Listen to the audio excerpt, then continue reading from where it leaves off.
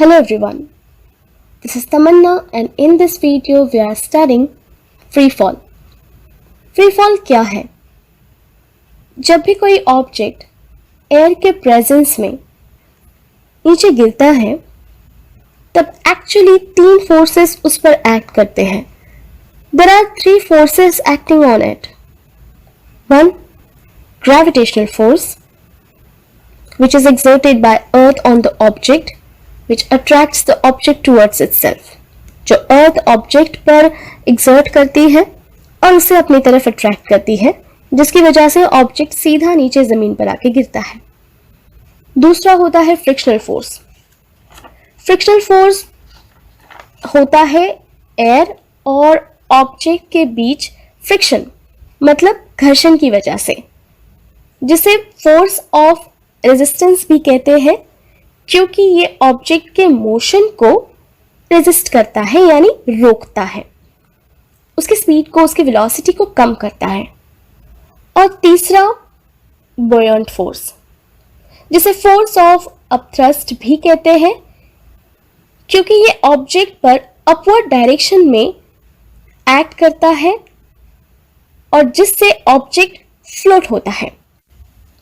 But whenever the body moves under the influence of force of gravity alone, it is said to be falling freely.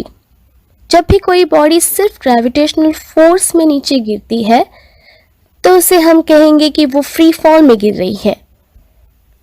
लेकिन ऐसा सिर्फ vacuum में ही हो पाता है. Vacuum can be created by removing air from the space. किसी भी जगह से हवा को पूरी तरह से, हवा का प्रेशर पूरी तरह से हटाकर वहां पर वैक्यूम क्रिएट किया जा सकता है. We have studied that value of G does not depend on the properties of objects. Objects के properties जैसे mass, size, etc. जो भी हो, value of G सेम रहेगी सारे objects के लिए at given place on the earth.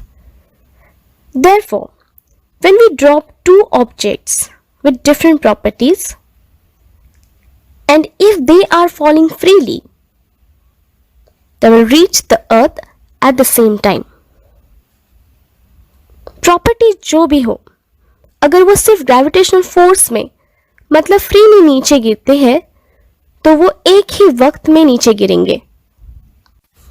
But when we drop a feather and heavy stone at the same time from same height, they do not reach the earth at the same time.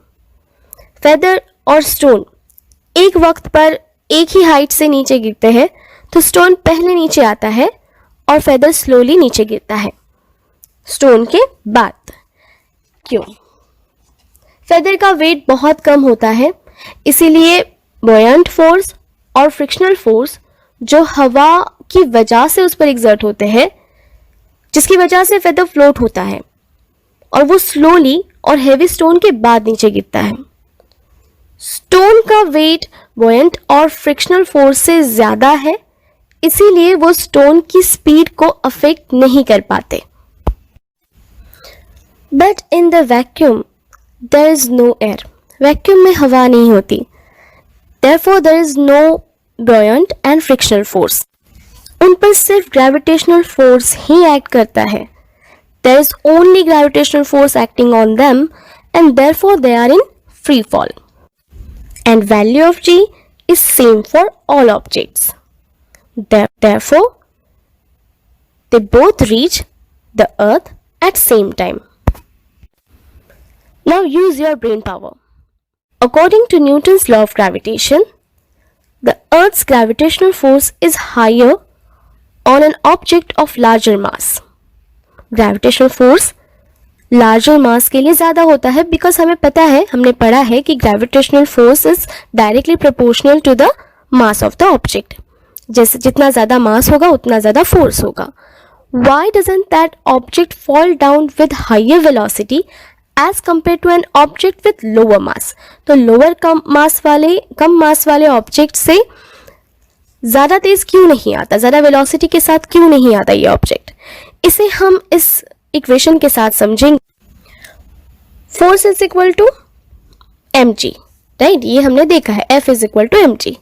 But force का formula और भी है, that force is equal to g into product of masses upon r square, right. So ये जो force की value है वो हम इस वाले फॉर्मूले में सब्स्टिट्यूट करेंगे, ओके। फिर g की वैल्यू हम कैलकुलेट कर रहे हैं, तो ये जो m है उसे यहां से हटाएंगे, ये यहां पे मल्टीप्लाई है, यहां पर आके डिवाइड हो जाएगा और फिर ये यहां कैंसिल होगा और हमें आंसर मिलेगा gm अपॉन r स्क्वायर। ये हमने प्रीवियस वीडियो में देखा है that g is equal to gm upon r square.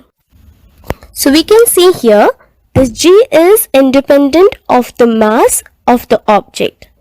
Object के मास से वैल्यू ऑफ g पर कोई फर्क नहीं पड़ता है। Hence, an object of larger mass and object of lower mass fall down with same velocity.